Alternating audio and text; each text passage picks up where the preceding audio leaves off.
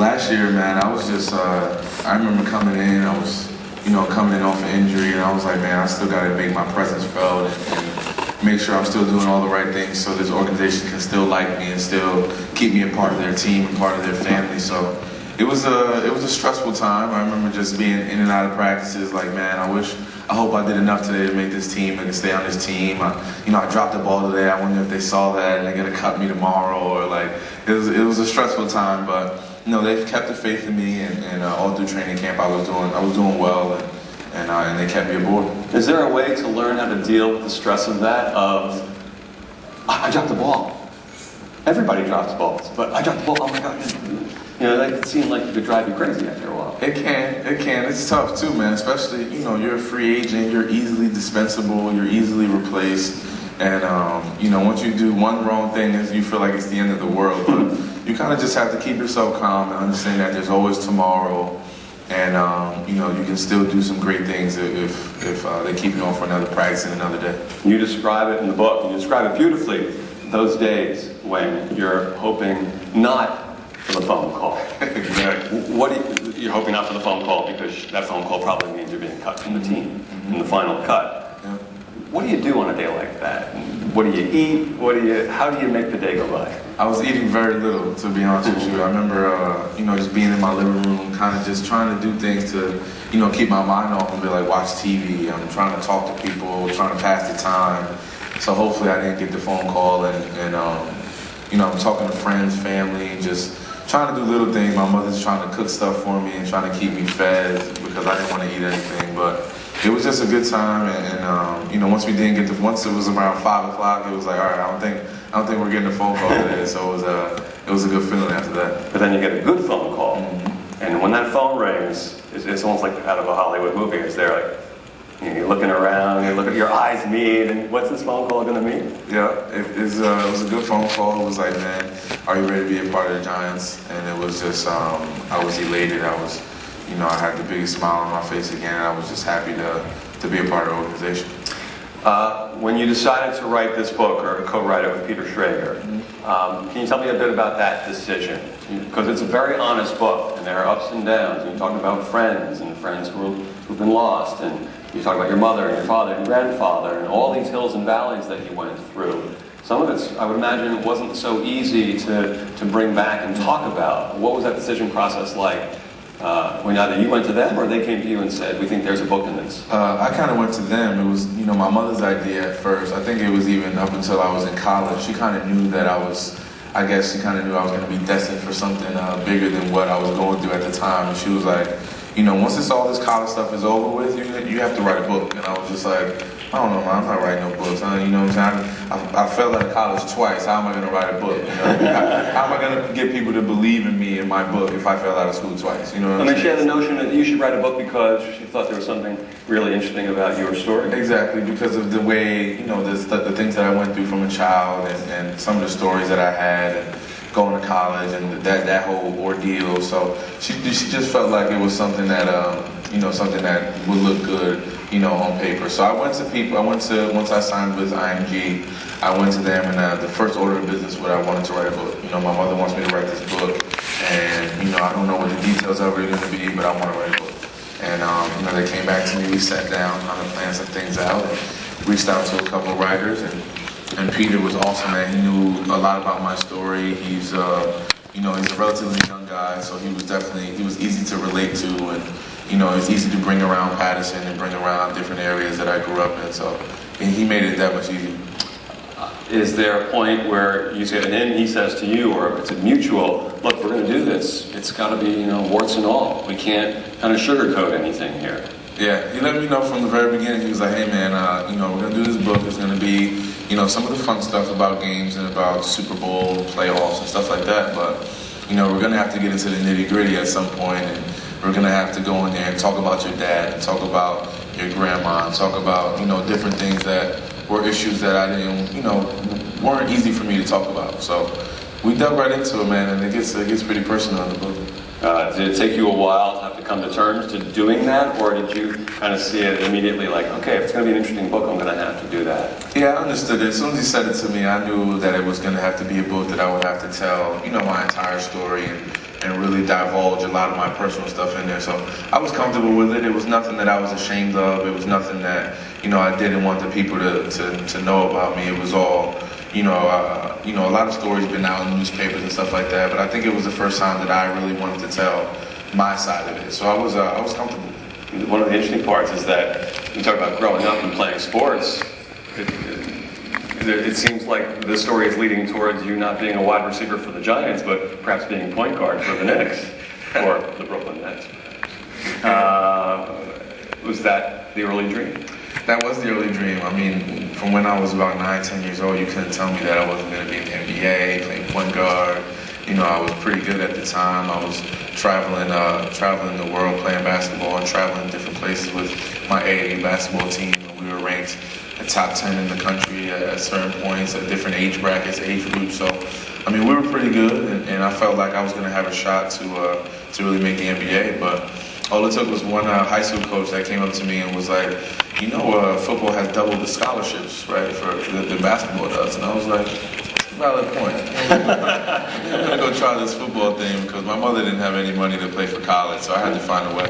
So it seems strange to say, talking to someone like yourself who was coming off of a Super Bowl victory and all that's gone on the last year, but was there, or maybe even still, some sadness that that initial basketball dream never really came to fruition? Oh, no, there's no sadness. Once you win a Super Bowl and walk around with that ring, I'm not sad at all.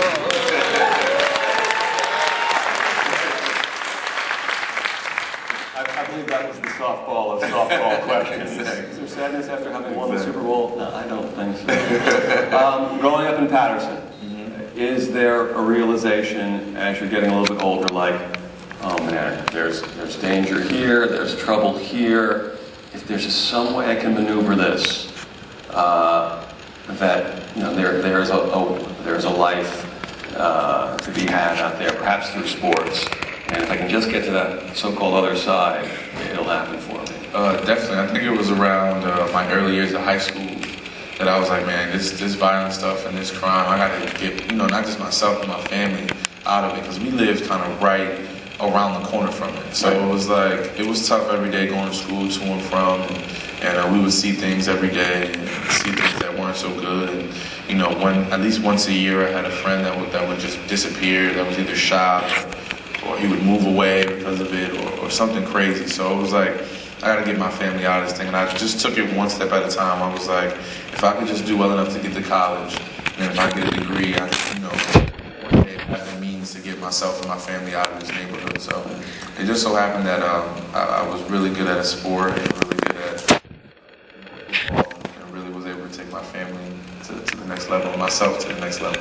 What different roles do different members of your family play as part of the story along the way?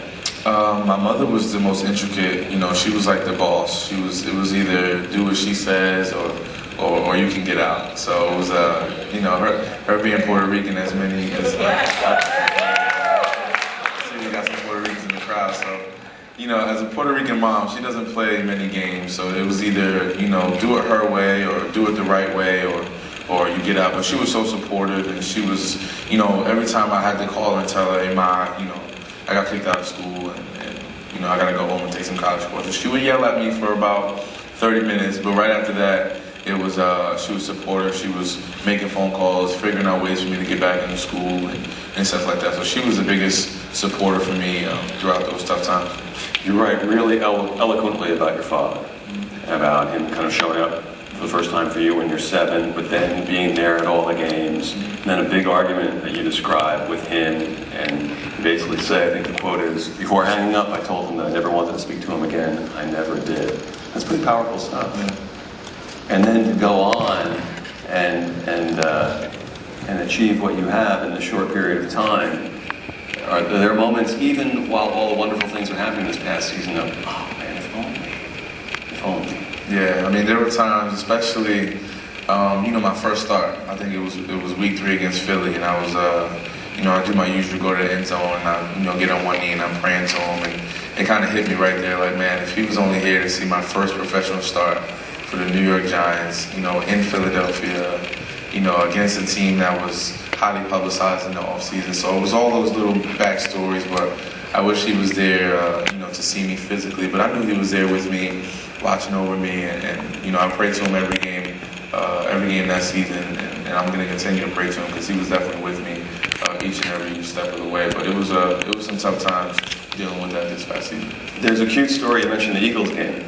There's a cute story in the book about before the game, and the quarterback's coach comes to you and says, he goes, it was the practice the week of the game, and he goes, hey man, you got to do something, if you score, you got to do something in the end zone to really represent your culture and represent, what you do. And I was just like... Because it was Hispanic Heritage Month. And it was Hispanic Heritage Month at the same time. So I was like, Coach, I don't know if I can't go in there and just like make a pot of rice and beans or something. I don't know what you want me to do. But he goes, no, man, you can't cook in the end zone, man. You gotta go in there. You know what you have to do. You gotta dance. And I was like, well, so he suggested it. My grandmother was the one who taught me how to dance. Who taught me how to dance growing up and stuff like that. But he kind of put it in my head to kind of do it. And I was just like, Coach, I told him just to get him out of my face so we could start practice and he could just not think about it. But I told him, I'd do it. Just thinking, it was my first start. I just thought I was going to get a catch, maybe, or a first down here and there. But my first catch, I'm going up the sideline, shaking two defenders, and I'm like 5 yards away from the end zone. And the first thing I thought of was not this is my great first touchdown or anything like that. I'm like, man, I gotta do this dance now. I promised Coach I'd do it, so I was like, man, here goes nothing. I put the ball down and I started doing the salsa, and I'm looking at all the Philly fans, and they was like, so I just kept doing it, and then I guess the rest is history now. Having covered games in Philadelphia, they're so appreciative of things like that. Not exactly. Well, that's great, because I'm sure part of it is also quarterback's coach. You got nothing better to think about before? Don't you have routes that you need to... I'm like stretching, and he's like, man, you got to dance in the end zone. I'm like, Coach, you got like some plays to go over? Yeah, exactly. When you first joined the team, the first year before you got hurt, is there a kind of first realization of, wow, this is so different than being at UMass? Mm-hmm. Or is there a particular part of the game that even in that first training camp, whoa, these guys are doing something that I am not aware of? Is it something that really kind of bowled you over? It did. It was not so much the on-the-field stuff, because that was all, stuff I was used to. It was just football, so it was just going out there and playing. Mm-hmm. It was more so the how much you had to study. It was like you wake up, you're in meetings for like 3-4 hours straight, and then you go practice, and then after practice, you come back and you're another like 2.5 hour meeting. So it was just the amount of preparation that it takes to get ready for one 60-minute football game is just like, it's just unreal. So it's just, the amount of preparation, the amount of, football work, the amount of preparation, the amount of video you have to watch on the other team, the amount of individual stuff you have to watch even on your own when you're home. So I think it was more the mental aspect that kind of shocked me. You write, again, eloquently about your experience at UMass, being there and not being there, and being there and not being there. Was there ever a particular moment where, in the times when you were not there, because you had flunked out, that you thought, I'm not sure this is going to happen? Ironically, there was never a time. It was always, this is my last shot. I got to do what I have to do to get back into school, and at the very least, just get a degree. I mean, I just wanted to be the first person in my mother's side of the family to get a college degree from an actual university, and I wasn't gonna let that opportunity go away. So I think, even when I got kicked out the second time, I knew that, my window of opportunity was closing, but it was still there. It was still a little crack in the door open for me to get through it. And I just did whatever it took, taking classes, going down to community college where I saw a bunch of my, friends from the town, and they would look at me like, man, what are you doing here? It took a lot of humility and a lot of self-dedication to go out there and take those classes and be in front of those people and kind of face the funk, if you will. And it was tough, but I knew I had to get a degree just to make my mom proud. We all, at a certain point, especially in a high-profile world of professional sports, you reach a certain level of success, and all of a sudden, you're going to the ESPYs. Mm-hmm. You're going here, you're going there. You're meeting people, all for the first time, who I would imagine some of whom act like they are your greatest friends ever. But your friends from growing up are still the people who knew you before you were pro football star, pro football hero. And you talk about one of them, Jordan Cleves, in the book. Yeah. Tell us a little bit about him. Jordan Cleves was a kid that went to Pastor Catholic High School with me. He was a year older than I was. And I believe it was his senior year, or I think we had graduated already. He was home from college, and I was a freshman home from college, and we went to a carnival. And he was there, and I met up with him there, and we, shook hands and talked a little bit, and he kind of, pulled me close and was like, hey man, you're talented. Don't let anyone ever tell you that you can't do something. Just strive for greatness, and you're gonna make it to that next level. You're gonna make it to where you want to be. And I acknowledged him. I shook his hand. I said, thank you for that, man. And I went about my way. And then on the way home from the carnival, we get a phone call that he had passed away. He had gotten into a car accident where he lost control of the car, and his car split a pole, and the car split in half, and he had passed away. So that type of story, and the other people you knew growing up who didn't quite make it out, and the various ups and downs along the way, being at UMass, not being at UMass, community college, and so on. So when last year starts to unfold, not unravel, because that has a negative connotation, but to unfold in a very positive way, and people are talking to you, and you're, an interesting person to talk to in the newspaper, on TV, and all of a sudden this whole notion of this comes from out of the blue. Is there a little part of you, spoken or unspoken, that wants to say, hey, wait a minute, this has been quite a journey. This is not some bolt from out of the blue that all of a sudden I just showed up. There's been some struggle here. Yeah, a little bit. I mean, obviously there's been a ton of work that's gone into my story, and a ton of a struggle that I had to climb out of. So a little bit a part of me wants to be like, man, this isn't kind of out of the blue. I've kind of been working for this for a long time. But, another part of me was like, out of the blue kind of means like I've arrived. And out of all that struggle and all that stuff I've been through, that I finally made it, and I'm here. And I'm here to stay. I think that's going to be the case. Here to stay. Tell us about again last year lockout at this time, and we talk about the glamour of playing professional sports, the glamour of working out at Hoboken High School. Hoboken High School, with Eli Manning, and we were, he called me up, and the first time he called me, I'm looking at my phone, I'm like, Eli Manning. He's calling me? I don't know why he's calling me. He must have gotten the wrong number or something. So I answered the phone. He's like, hey, what's up, man? And I'm like, what's up? He's like, you in town? And I'm like, yeah, I'm in town. I don't think I've got any vacations planned. And he's like, come throw with us. We're going over to Hoboken High School, and I want to get a couple of guys together that are in town, and I want to, get my arm ready, and let's throw a little bit. And I was like, right now? We jumped out of the couch, like, to go right now. But he was like, no, we'll go tomorrow morning. And I met him out there. A couple of guys came out there, and we were just, working hard, man. Even though we couldn't go to the facility and stuff like that, we were making sure that we were, ready to go and ready to play. So can you pinpoint? Look, everybody in the NFL works hard. I think it's safe to say, and there's tons of preparation on all the teams. But can you pinpoint some of the success as the year unfolds, or maybe even in the final game, to go back to, we had a little thing going. It started at that little high school, and it's come to fruition all these months later. I think it was throughout. As soon as I got my opportunity to play, I think it was every game. I think you could see little things that we picked up from just those one-on-one sessions or those receiver sessions at Hoboken High School. But it really kicked in the NFC Championship game against the 49ers, where I was cutting across the middle, and the route was designed for me to come back. Well, if he cut me off, I had to return my route. And Eli had threw the ball before I even got a chance to turn around. And I just kind of put my foot in the ground, turned around, the ball was in the air, and I dove and caught it. And it was one of those things where he knew that I was going to come back out. And it was just those little things that we worked on at Hoboken High School that paid off in the NFC Championship game. A lot of the really compelling stuff in the book is again about the journey getting there. But obviously some of the things in the games, we're always curious, fans, people who've loved the game for a long time, like little things that happen during the game that can only be understood on the field. Even if you're standing, sometimes reporters get to stand pretty close to the field, but it's like there's like a divide because only people in the game can really appreciate it. Tell me a little bit about the Jets game, and if anything in particular from that game.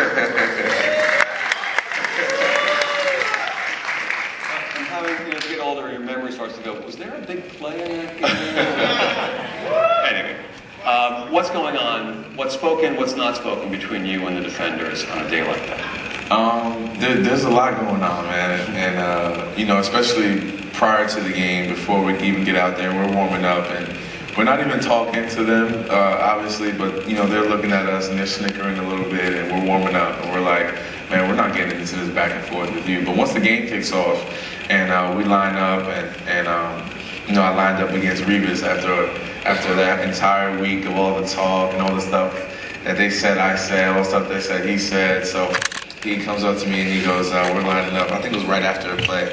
He goes, hey man, what was that you said to me? And I was like, I didn't say anything, man. Like, all I said was teams aren't scared to throw at you because they've been throwing at you this year. He was like, oh, okay.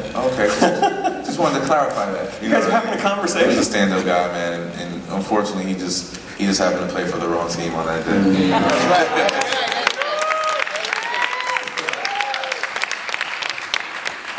It's nice to be able to say the other guy is a stand-up guy when you had a 99-yard play against them. I guess so. Pretty well. And then you saw him, as you explained in the book, you saw him like the next night. I did. I saw him the next night. We were, out celebrating our victory out in For the record, you were out celebrating your victory. Exactly. Myself and other Giants players were out celebrating our victory. So I'm standing on the line, and he happened to be right in front of me. And he sees me. He goes, "Yo, Vic," and I'm like, "What's up, man?" And he goes, "Come up here, man." And I come up, and he was like, "Man, you're a heck of a player.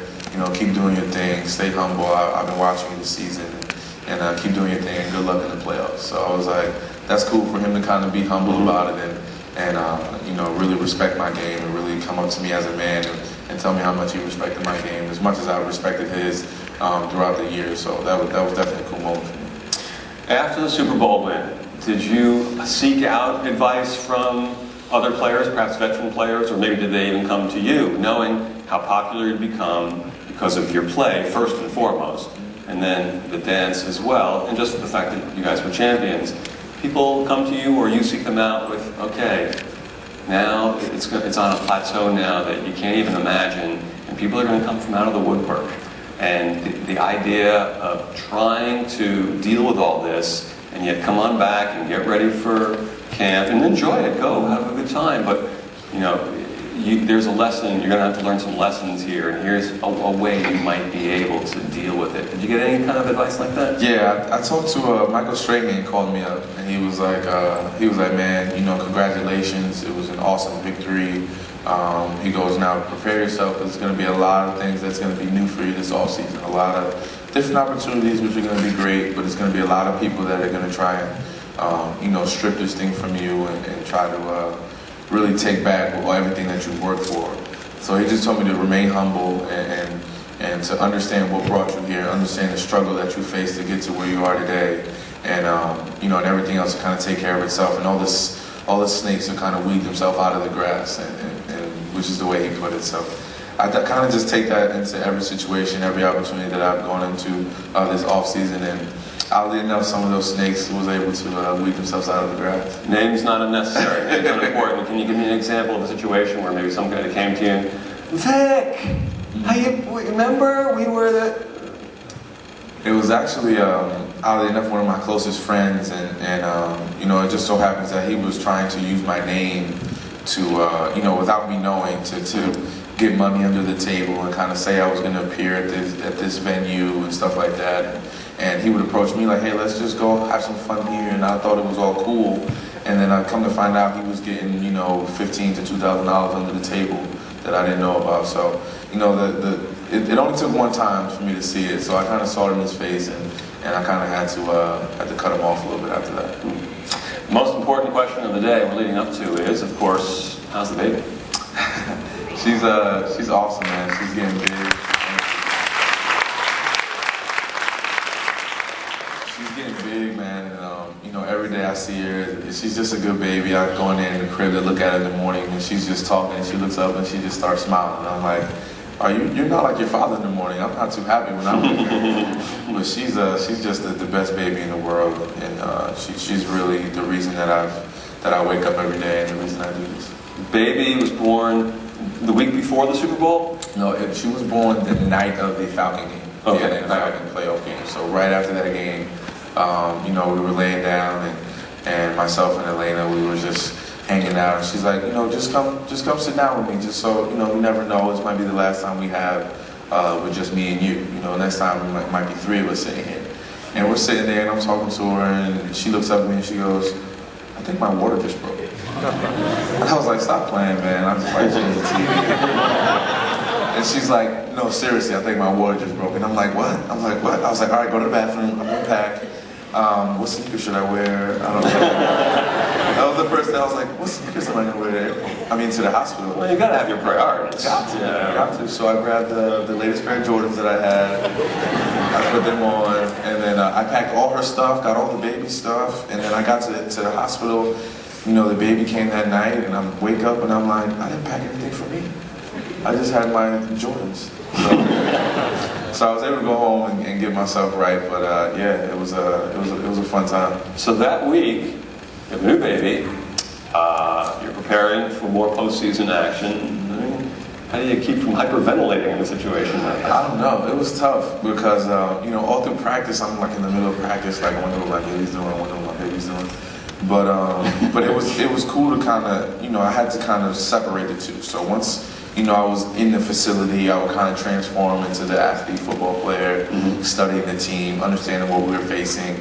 And then once 4 or 5 o'clock hit, you know, I was in daddy mode, rushing back to the hospital, making sure everything was okay, and taking care of everyone in the family. So it was an interesting time for me, but we made the best of it. You write about it in the book, and people were talking about it as it was unfolding in the latter parts of last season, how, you know, just the difference between ultimate success, the Super Bowl, and not failure, because there's no failure in getting to the playoffs, not winning the Super Bowl, but not getting there is that, you know, the Tony Romo pass, you know, if it's just a little bit shorter, maybe you guys are done, or if the pass to Welker is, you know, slightly different during the Super Bowl, then maybe they go on. You write about it, but as you're going through it, is there a feeling of some things are starting to happen here, and this might have a nice ending? Yeah, it was, you know, it all started, I think, when JPP blocked that field goal the first time we played the Cowboys. And, you know, just from that moment on, because, you know, blocking field goals don't happen very often where it's that much is at stake, and the way we played in that game and the way we came back from being down. And I feel like that game right there really, you start to look at it like, man, there's some good things really happening for this team. After a good start and a not so good in between, and then a really good ending. And then, so I think from that point on, it was like, man, some good things are happening. And then every game, you just kind of see it was one play that kind of just, you know, really changed the game for us each and every time, whether it was the other team making the play or we were making the play. So it was, you know, we started to look up, and once we got to the playoffs, it was like, man, there's no looking back now. So it's definitely, each and every game was something that happened that kind of changed the game for us. So Giants fans enjoyed, obviously, you tremendously last year and the result, and hopefully for Giants fans will enjoy you for many, many seasons to come. But admitting in public that you were a Cowboys fan growing up. I'm going to try and hold people back at this stage. I think that whole great season in the Super Bowl probably will allow the Cowboys. That simple misstep of you growing up as a Cowboys. Yeah, how'd that come about? It was my dad. My dad was a diehard Cowboys fan, so I grew up just watching them and being in front of the TV and rooting for the Cowboys, you know, all throughout my younger years.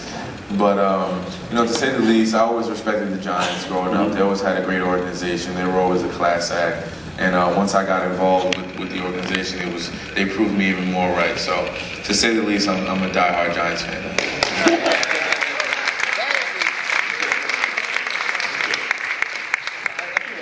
To say, I think the idea of a star on the Giants saying publicly, I'm really still a Cowboys fan. That's not going to work. Wouldn't go over so great. No, I don't think so. Let's talk a bit more about Patterson. In the book, again, you talk about when you switched high schools, and this was a big to-do. You were long before the salsa, long before the great season last year, making the Giants, making the NFL. You were in the papers for it's a serious business. Yeah. How'd it come about? I went to a high school named Passaic County Technical Institute at first, and I went to Tech my freshman year, and then after that, just for better opportunities as far as my parents were Catholic, my mom was Catholic, so they wanted me to get me into Catholic school, as well as having just better opportunities for basketball and football and stuff like that. So I transferred schools, but initially Passaic County Tech. They brought me to court because they thought that, I was just transferring for athletic issues, which is against the rules. Right.